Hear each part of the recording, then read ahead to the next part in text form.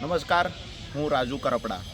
હાલ જે સમાચાર મળ્યા છે ખૂબ ખુશીના સમાચાર છે કે જે વિશિયામાં પોલીસ ઘર્ષણમાં જે પણ કોળી સમાજ સહિત અન્ય સમાજના લોકો પર જે ગુનો દાખલ કરવામાં આવેલો ગંભીર ગુના અંતર્ગત જે લોકો ગોંડલ જેલમાં હતા, બંધ હતા, આ લોકોની જે આજે જામીન અરજી હતી, સુનાવણી હતી, એમાં તમામ લોકોને જામીન પર મુક્ત કરવામાં આવ્યા છે.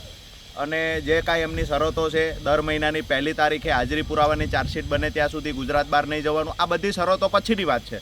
પહેલાં જામીન જે મળી ગયા છે એના માટે એક ખુશીના સમાચાર મળ્યા છે. અને આવનાર સમયમાં તમામ લોકો પર કેસ પરત ખેંચવામાં આવે, આ માંગણીઓ સાથે આમ આદમી પાર્ટી જ્યાં પણ જરૂર લાગશે ત્યાં કાયદાકીય લડત લડશે.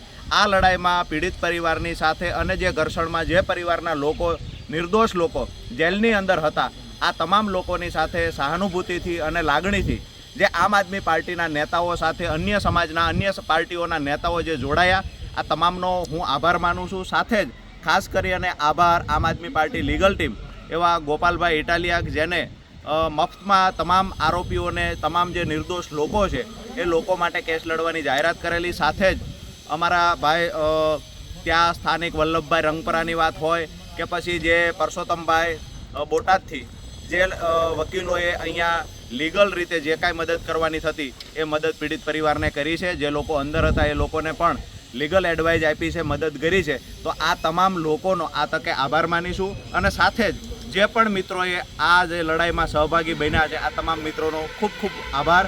અને આમ આદમી પાર્ટીના નેતાઓ, અને ખાસ કરી વલ્લભભાઈ હોય, ગોપાલભાઈ હોય કે પરસોત્તમભાઈ હોય, આ તમામની મહેનત ક્યાંક ને ક્યાંક રંગ લાવી છે, જેથી કરી અને પરિણામ સુધી પહોંચી શક્યા છીએ. તો આ લડાઈમાં જોડાયેલા તમામ લોકોનો ફરી વખત હું રાજુ કરપડા હૃદયથી આભાર માનું છું. જી.